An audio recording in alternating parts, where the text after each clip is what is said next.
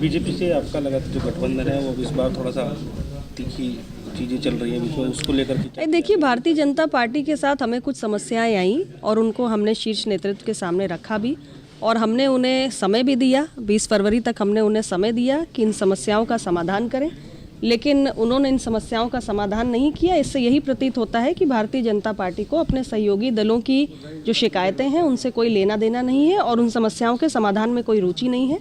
इसलिए अपना दल अब स्वतंत्र है अपना रास्ता चुनने के लिए। तो अब क्या लगता है गठबंधन आगे नहीं चलेगा? हमारी पार्टी की बैठक हमने बुला ली है, हमारी पार्टी जो तय करेगी वो हम करेंगे। क्या प्रत्याशी खड़े करेंगे आप? हमारा पार्टी संगठन पूरी तरीके से तैयार है। तो इस बार अलग आगे की क्या विचारधाराएं अलग रहेंगी। मैंने कहा कि हमने पार्टी की बैठक बुलाई हुई है, पार्टी बैठक में जो चर्चा होगी वो आपके सामने भी आ जाएगा। क्या लगता है कि जो वादे किए थे भाजपा ने वो पूरे नहीं किए? अब मैं इस संबंध में कोई टिप्पणी करना नहीं चाहती। राम मंदिर एक बड़ा मुद्दा रहा। राम मंदिर पर मुझे कोई टिप्पणी नहीं करनी है। लगता नहीं कि चुनाव में एक मुद्दा रहेगा? नहीं, ये कोई मुद्दा नहीं रहेगा। आज महाराष्ट्र में और देश में भारतीय जनता पार्टी और शिवसेना, इन दो पार्टियों ने फिर एक बार साथ में आने का निर्णय लिया है। पिछले 25 वर्षों से हम लोग साथ में रहे हैं और हमारा 25 साल का रिश्ता है। किन्हीं कारणों से पिछले विधानसभा के चुनाव में हम लोग साथ नहीं रह पाए, बावजूद उसके देश में एनडीए के माध्यम से और यहां पर भी महाराष्ट्र में एनडीए के माध्यम से, युति के माध्यम से हम लोगों ने साथ में सरकार चलाई है। कुछ विषयों के ऊपर हमारे मतभेद हो सकते हैं, लेकिन सैद्धांतिक रूप से ये दोनों पार्टियां हिंदुत्ववादी पार्टियां हैं और राष्ट्रीय विचारवादी पार्टियां हैं। और आज जब देश में राष्ट्रीय विचारों को आह्वान देने का, चैलेंज देने का प्रयास हो रहा है, उस समय ये लाजमी है कि इस प्रकार की राष्ट्रीय विचार वाली पार्टियां साथ में आए और देश हित में और समाज हित में हम लोग फिर एक बार साथ में इन आह्वानों को और इन चैलेंजेस को स्वीकारें और उसका मुकाबला करें। और इसी दृष्टि से आज हम लोगों ने तय किया है, भारतीय जनता पार्टी शिवसेना लोकसभा और विधानसभा दोनों चुनाव साथ में लड़ेगी।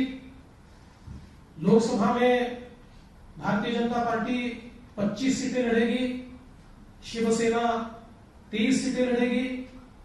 विधानसभा में हमारे जो कुछ अन्य दोस्त हैं उनसे बातचीत करके उनकी जो सीटें हैं उन सीटों को छोड़कर बची हुई सारी सीटें ये बीजेपी और शिवसेना ये इक्वल शेयर लेकर लड़ेगी और आधी आधी बांटकर लड़ेगी।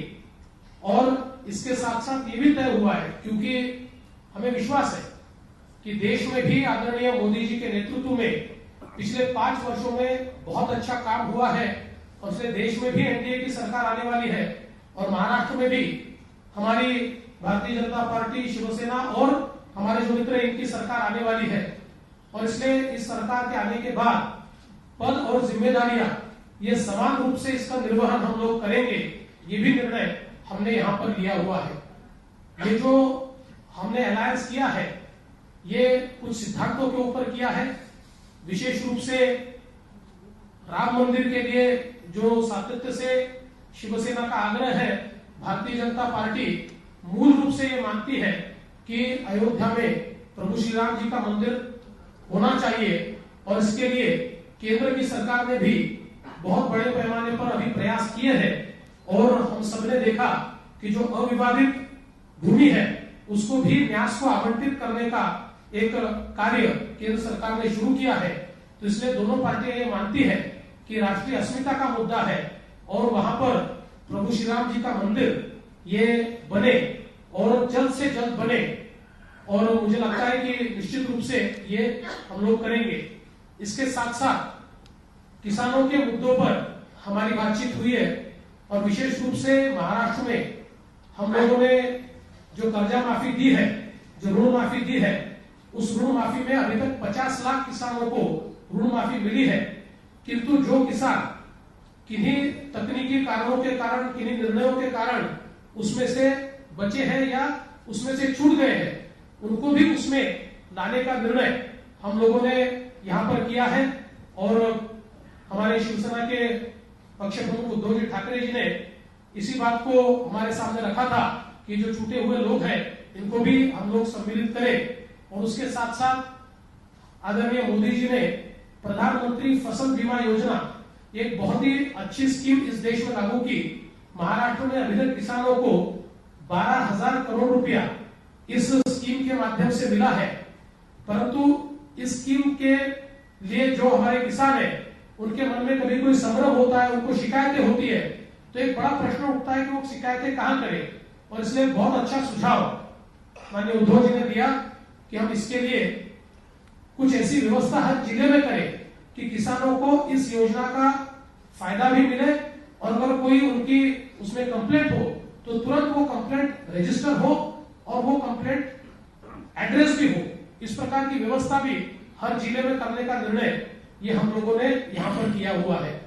इसके साथ साथ हम लोगों ने जो विशेष रूप से मुंबई जैसे शहर में जहां पर 500 स्क्वायर फीट से कम मकानों में जो हमारे मध्यम वर्गीय परिवार रहते हैं तो उन परिवारों को टैक्स में रियायत मिलनी चाहिए। इस प्रकार से महानगर पालिका ने एक प्रस्ताव भी दिया है और राज्य सरकार उस प्रस्ताव को स्वीकारेगी और निश्चित रूप से उनको रियायत दी जाएगी और आगे में इसकी व्याप्ति भी अगर हम बढ़ा पाए तो उसका भी विचार हम लोग निश्चित रूप से करने वाले हैं।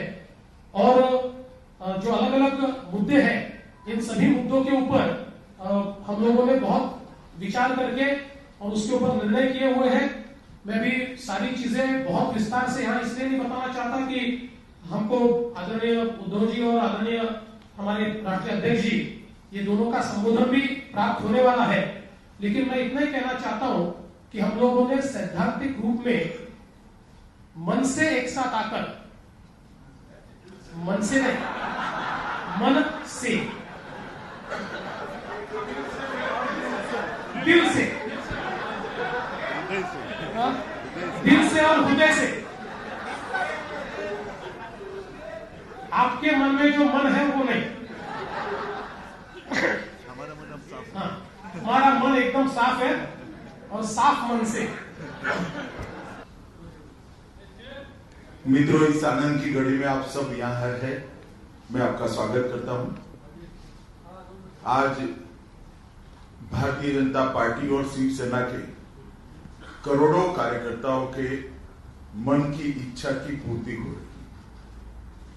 सभी कार्यकर्ता चाहते थे कि सेना और भाजपा एक युति बनाकर लड़े और केंद्र में और महाराष्ट्र में फिर से सेना भाजपा युति एनडीए की सरकार बने। आज शिवसेना अध्यक्ष, हमारी महाराष्ट्र की टीम और अंत में मेरे साथ भी सभी पक्षों का डिटेल चर्चा विचार होकर हम लोगों ने ये युति करने का निर्णय किया है। देवेंद्र जी ने युति के जो आंकड़े और कौन कितनी सीटें लड़ेगा ये बात आपके सामने स्पष्ट रखी है, मैं इसको रिपीट करना नहीं चाहता। परंतु एक बात मैं फिर से देश भर के दोनों पक्षों के कार्यकर्ताओं को कहना चाहता हूं कि भारतीय जनता पार्टी का सबसे पुराना अगर कोई साथी है तो शिवसेना और अकाली दल ने भारतीय जनता पार्टी का हर समय पर, अच्छे बुरे हर समय पर साथ दिया है। और मुझे आनंद है कि जो थोड़ा मनमुटाव बीच में हुआ था, हालांकि हम सरकार में साथ में ही थे, दोनों सरकारों में, परंतु जो थोड़ा मनमुटाव था, आज यहीं इसी टेबल पर इसी क्षण सारा मनमुटाव समाप्त कर दोनों पार्टियां एक साथ आगे बढ़ने का निर्णय किया है। तो इसका मुझे बहुत बहुत आनंद है। और भारतीय जनता पार्टी और सेना की युति केवल एक राजनीतिक युति नहीं है, सिद्धांतों के आधार पर भी ये युति, राम मंदिर, देश की सुरक्षा, सांस्कृतिक राष्ट्रवाद, ये सारे मुद्दों लेकर दोनों पार्टियों ने दशकों तक संघर्ष किया है और विजय भी प्राप्त करी है। मुझे पूरा भरोसा है कि ये दोनों चुनाव में महाराष्ट्र में हम विजयी बनेंगे, जहां तक महाराष्ट्र का सवाल है, कुछ दिन पहले मैंने पुणे में एक आंकड़ा कहा था, मैं रिपीट करना चाहता हूं। सेना भाजपा युति मिनिमम 45 सीट से ये विजय लोकसभा के अंदर प्राप्त करेगी, 48 में से 45 सीट। अब ये दोनों पक्ष आज एक साथ में आए हैं तो आंकड़ा अपने आप सिद्ध होने वाला है। मोदी जी के नेतृत्व में एनडीए की जो सरकार चली, जिसमें शिवसेना भी हिस्सेदार है, हमारे साथी है, वो सरकार ने 5 साल तक देश को आगे ले जाने के लिए बहुत सारे क्षेत्रों में बहुत सारी नए आयाम खोलते हुए काम किया है और देश की जनता भी चाहती है कि फिर से एक बार मजबूत सरकार आए। उसी तरह से देवेंद्र फडणवीस के नेतृत्व में भाजपा सेना की जो यहां पर सरकार चली, उसने भी सबसे बड़ा काम किया है कि भ्रष्टाचार को महाराष्ट्र में से उखाड़कर फेंकने का काम किया है और बहुत अच्छे तरीके से, चाहे जल संचय का काम हो, कृषक कल्याण का काम हो, इंफ्रास्ट्रक्चर का डेवलपमेंट का काम हो, मुंबई के इंफ्रास्ट्रक्चर के डेवलपमेंट का काम हो, ये सारे काम दोनों पक्ष के नेताओं ने साथ में मिलकर अच्छे तरीके से करे हैं। मुझे पूरा भरोसा है कि आने वाले दोनों चुनाव, लोकसभा और विधानसभा, ये दोनों पार्टी के कार्यकर्ता कंधे से कंधा मिलाकर लड़ेंगे, जीतेंगे और लंबे समय तक दिल से युति को संभाल कर आगे बढ़ेंगे। मित्रों, मोदी जी के नेतृत्व में एनडीए और मजबूत होकर आने वाले चुनाव में उभरेगा, ऐसा हम सबको विश्वास है। मैं सेना प्रमुख उद्धव जी को भी बहुत बहुत साधुवाद देना चाहता हूं, अभिनंदन देना चाहता हूं। इन्होंने जो मनमुटाव था वो समाप्त करने में बड़े हृदय के साथ काम किया है और भारतीय जनता पार्टी के प्रदेश यूनिट ने भी, हमारे अध्यक्ष जी और मुख्यमंत्री ने भी इसको बड़ी धैर्य के साथ इस गुत्थी को सुलझाकर आज इस जगह पर हम पहुंचे हैं। आने वाले दोनों चुनाव दोनों पार्टियों के कार्यकर्ता बूथ स्तर पर एक साथ मिलकर लड़ेंगे तो निश्चित ही हमारा विजय का रास्ता प्रशस्त होता है। आज मैं अटल जी और बाला साहब दोनों का मूर्ति यहाँ पर है, फोटो यहाँ पर है, दोनों की स्मृति को श्रद्धांजलि अर्पित करते हुए मेरी बात को समाप्त करता हूं और आशा करता हूं कि आने वाले लोकसभा में मोदी जी के नेतृत्व में एक मजबूत सरकार जो देश को बहुत आगे ले जाए, ऐसी सरकार हम बनाने में सफल होंगे और विजय भी। धन्यवाद।